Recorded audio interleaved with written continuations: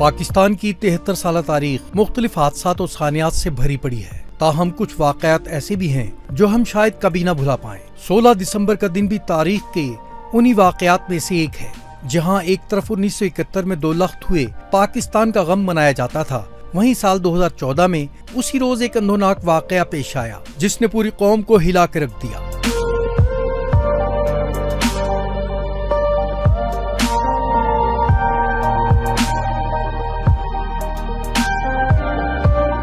16 دسمبر 2014 کے صوبہ خیبر پختونخوا کے دارالحکومت پشاور میں آرمی پبلک اسکول پر کالعدم تحریک طالبان پاکستان کے عسکریت پسندوں نے حملہ کر دیا اور وہاں موجود طلبہ اور اساتذہ کو نہ صرف یرغمال بنایا بلکہ ان پر فائرنگ کر کے 132 بچوں سمیت 140 سے زائد افراد کو شہید کر دیا۔ اسکول کی گھنٹی جیسے ہی بجی، تمام بچے اسمبلی ہال میں آ کر کھڑے ہو گئے۔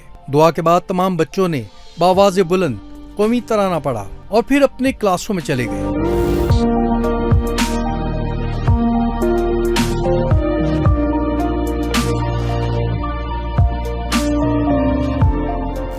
ابھی کلاسز میں پڑھائی کا آغاز ہی ہوا تھا کہ اچانک پورا اسکول فائرنگ سے گونج اٹھا۔ سفاک دہشت گرد صبح 11 بجے اسکول میں داخل ہوئے اور معصوم بچوں پر اندھا دھند فائرنگ شروع کر دی۔ بچوں کو چن چن کر قتل کیا گیا۔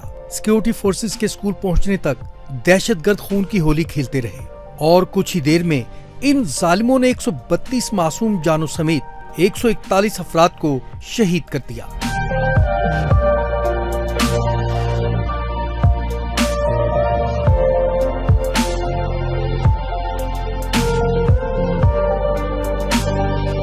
پاکستان سمیت پوری دنیا اس سہنے کی بربریت کو دیکھ کر خون کے آنسو رو رہی تھی۔ واقعے کے بعد ہر طرف خون اور معصوم بچوں کی لاشیں بکھری ہوئی تھیں، اور اگر پیچھے کچھ بچا تھا تو صرف شہید بچوں کے والدین کی آہیں اور سسکیاں تھیں۔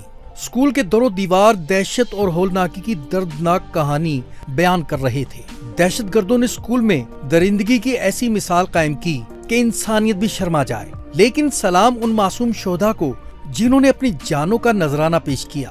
سلام ان شہداء کے لواحقین کو جن کے بچے صبح اسکول تو گئے لیکن واپس گھروں کو نہ لوٹے۔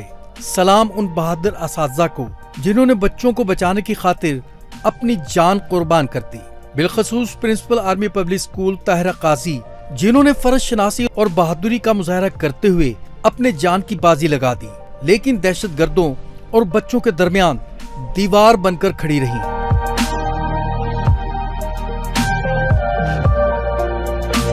عسکریت پسندوں میں سبھی غیر ملکی شہری تھے، جن میں ایک چیچن، 3 عرب اور 2 افغان شامل تھے۔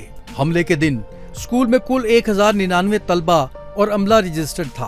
اسکول میں داخل ہونے سے قبل مسلح افراد نے سوزوکی بولان ST 41 وین کو آگ لگا دی تھی، جس میں وہ پہنچے تھے۔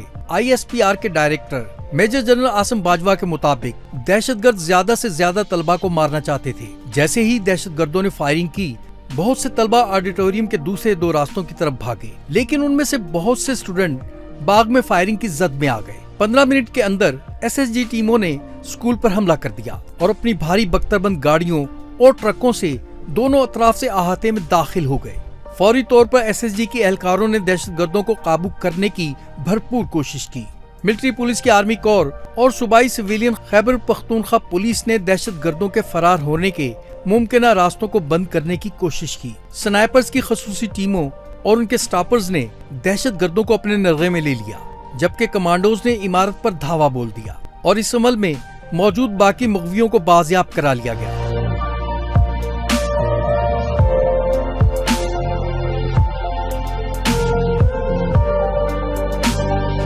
اس جنگ میں 2 افسروں سمیت 7 کمانڈوز زخمی ہوئے۔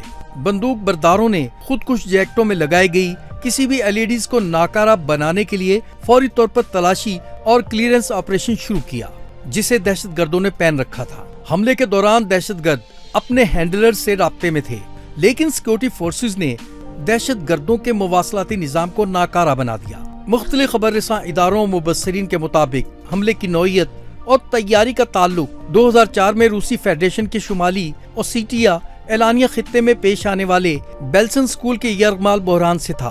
پاکستان نے حملوں کا جواب دینے کے لیے سزائے موت کو بحال کر دیا۔ شمالی مغربی پاکستان میں جنگ کو تیز کر دیا گیا۔ फौजी अदालतों को एक आईनी तरमीम के जरिए इख्तियार देकर इन हमलों का जवाब दिया गया। 2 दिसंबर 2015 को पाकिस्तान ने पेशावर के कत्लेआम में मुलविस 4 अस्करियत पसंदों को फांसी दे दी। ख्याल किया जाता है कि इस हमले का मास्टरमाइंड उमर खरासानी 18 अक्टूबर 2017 को मशरकी अफगानिस्तान में ड्रोन हमले में मारा गया था, लेकिन 7 मार्च 2018 को अमरीकी महकमा खारजा के इनामात की मतलूब फहरिस्त में शामिल कर दिया गया, जिससे ये जाहिर होता है कि वो अब भी जिंदा है।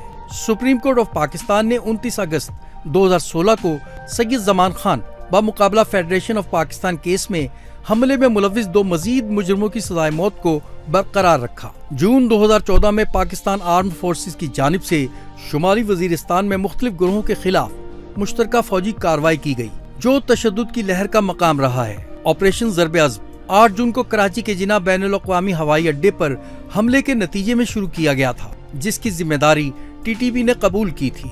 ये शुमाल मगरबी पाकिस्तान में जारी जंग का एक हिस्सा है, जिसमें अब तक 2100 से ज्यादा अफराद हलाक हो चुके हैं और फौज के मुताबिक शुमाली वजीरिस्तान का 90% हिस्सा साफ हो चुका है।